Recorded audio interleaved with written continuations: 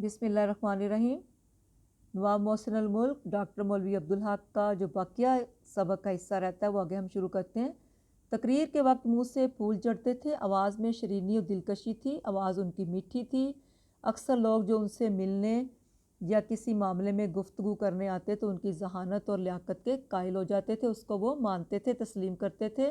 उनकी खुश बयानी ऐसी थी कि अक्सर औकात मुखालिफ भी मान जाते थे। इतने अच्छे तरीके से बात करते थे कि जो उनके मुखालिफ होते थे वो भी उनकी बात मान जाया करते थे। दक्कन में रहते रहते और बाज़ अमराज की वजह से वो शदीद मौसम को बर्दाश्त नहीं कर सकते थे।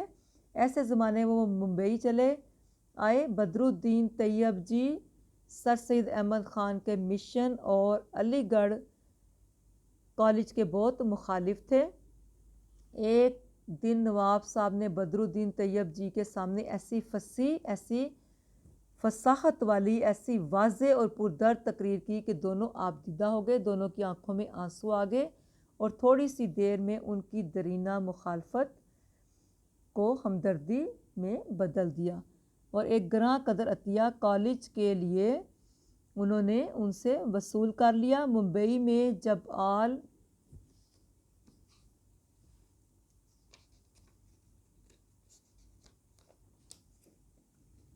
All India Muslim educational conference का इजलास हुआ।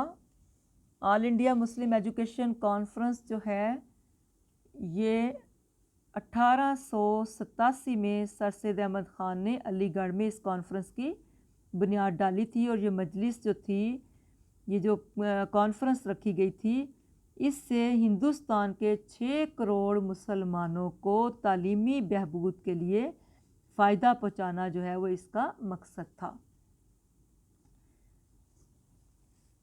तो इसके सदर भी बदरुद्दीन तैयब जी हुए। बड़े बड़े जलसों में जब मामला बिगड़ने लगता और ये अंदेशा पैदा हो जाता कि कहीं जलसा दरहम बरहम ना हो जाए, कहीं जलसा ख़त्म ना हो जाए, बिगाड़ का शिकार ना हो जाए, तो उस वक्त नवाब साहब की खुश बयानी, नवाब मोहसिन मुल्क की खुश बयानी, फसाहत और ज़राफ़त जादू का काम कर जाती। ज़राफ़त, हंसी मजाक की उन्हें आदत थी, वो अच्छे तरीके से बात को कहते थे और यही उनकी ज़राफ़त जो थी वो काम कर जाती थी और वो खुश हो जाते थे।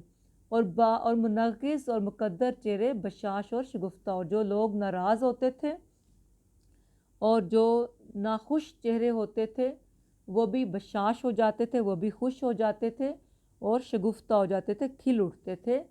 इनकी बातों और तकरीरों में ज़राफ़त की चाशनी बड़ा मज़ा देती थी।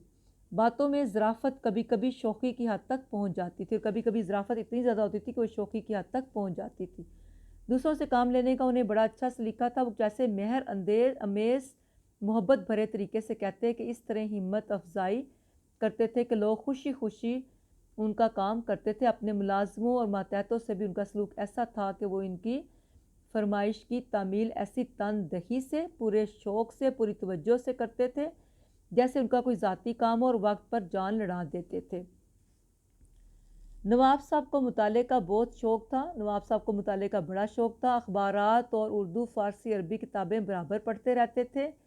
अंग्रेज़ी के अखबारात और मज़ामीन भी पढ़वा कर सुनते थे। अंग्रेज़ी की ऐसी किताबें जो उनके मजाक की होती थी, उनके मिजाज की होती थी, जो उनकी पसंद की होती थी, जो उनकी दिलचस्पी की होती थी, उनका तर्जमा करवा के पढ़ते और बहस करते। उनके कुतुब खाने में फ़ारसी, अरबी और अंग्रेज़ी की आला दर्जे की किताबें मौजूद थीं।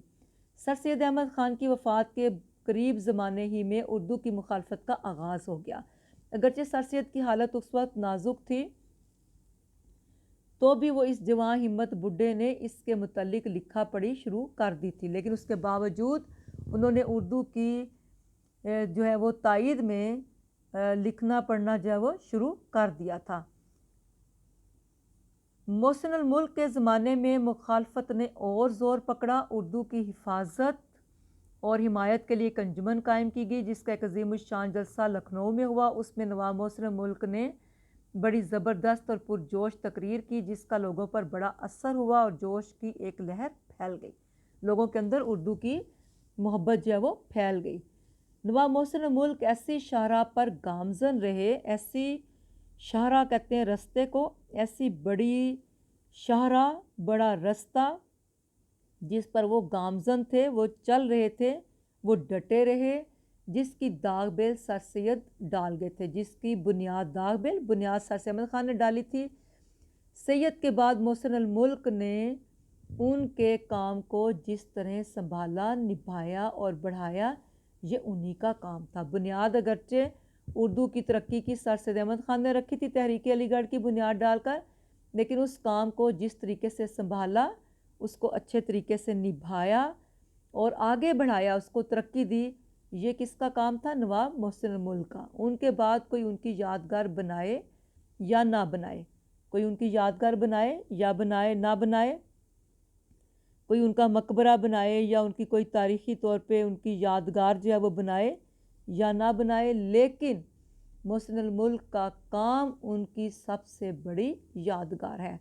जो उन्होंने उर्दू अदब की तरक्की के लिए काम किया, वो काम जो है वो उनकी सबसे बड़ी यादगार है, जो कि हमेशा याद रखा जाएगा, क्योंकि उन्हें उर्दू अदब की तरक्की के लिए उन्होंने दिन रात एक कर दिया और सर सैयद अहमद ख़ान का जो मिशन था उर्दू अदब की तरक्की का, वो उन्होंने उसको पाया तकमील तक पहुंचाया। ये सबक कंप्लीट हो गया है। इसके जो मारूज़ी सवालात हैं, जो आपके पेपर में 5 नंबर का पेपर आता है, इंशाल्लाह वो कल करेंगे। अल्लाह हाफ़िज़।